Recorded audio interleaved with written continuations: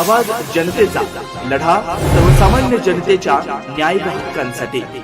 राहुरी विधानसभा पोटनिवडणुकीच्या पार्श्वभूमीवर भाजप उमेदवार अक्षय कर्डिले यांनी प्रचाराचा वेग आणखीन वाढवला असून राहुरी तालुक्यातील गुहा, तांभेरे, तांदुळनेर आणि परिसरातील गावांमध्ये प्रचाराचा झंझावात पाहायला मिळत आहे। गावोगावी पदयात्रा, कोपरा सभा आणि कार्यकर्त्यांच्या बैठकींमुळे संपूर्ण परिसर निवडणुकीच्या रंगात रंगून गेला आहे। अक्षय कर्डिले यांनी रविवारी सकाळपासून विविध गावांमध्ये भेटी देत नागरिकांशी थेट संवाद साधला। गुहा येथे कानिफनाथ मंदिर दर्शन घेऊन दुसऱ्या दिवसाच्या प्रचारास सुरुवात केली।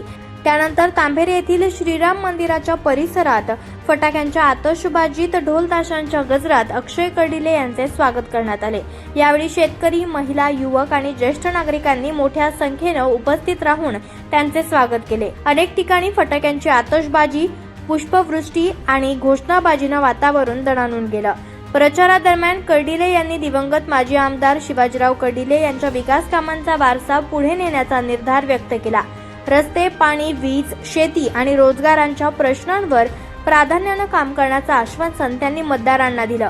राहुरीच्या विकासाला नव्या गतीनं पुढे नेण्यासाठी तुमचे आशीर्वाद महत्त्वाचे आहेत असे आवाहन त्यांनी यावेळेस केलं।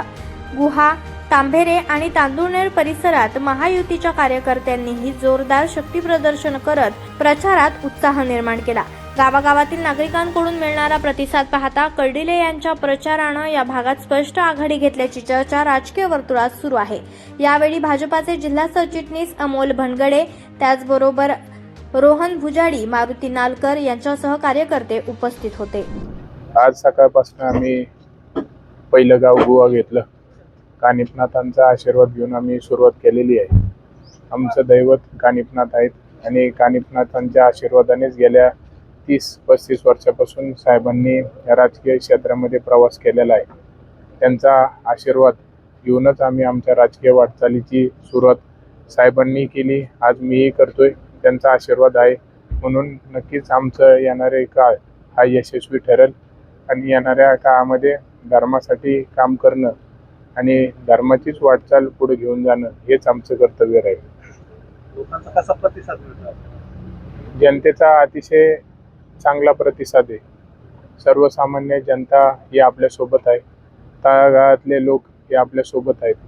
महिला भगिनींचा मोठा प्रतिसाद पाहायला मिळतोय। सगळ्यांचं कर्डिले साहेबांच्या प्रति भरपूर प्रेम आहे। गेल्या 17 वर्षात आपल्या राहुरी तालुक्यामध्ये साहेबांनी रात्रंदिवस एक एक माणूस आपल्या सोबत जोडला गेलाय।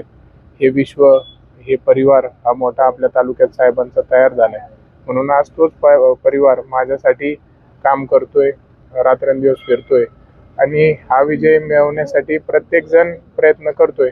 हा एकट्या माझा विजय नाही, तर हा गेल्या 30 वर्षापासून साहेबांसोबत काम करणारा प्रत्येक व्यक्तीचा हा विजय राहील। कर्डिले साहेबांनी या भागात खूप मोठं काम केलेलं आहे। आपल्याला देखील आगामी काळात त्याच पद्धतीने काम करावं लागेल, कसं पाहताय? साहेबांनी या 17 वर्षामध्ये या परिसरामध्ये भरपूर काम केले। निळवंडेचं पाणी आणून दिलेलं आहे, अनेक कामं, विजेचे प्रश्न आहेत साहेबांनी मार्गी लावले, रस्त्याचे आहेत, सभामंडप आहेत, विविध प्रकारचे गावानुसार जे अडचणी आहेत त्या दूर साहेबांनी केलेल्या आहेत। म्हणून भविष्याच्या वाटचालीमध्ये आता जबाबदारी माझ्यावरती आलेली आहे। सर्वसामान्य जनतेने ही जबाबदारी आता साहेबांच्या रूपाने माझ्याकडे दिलेली आहे।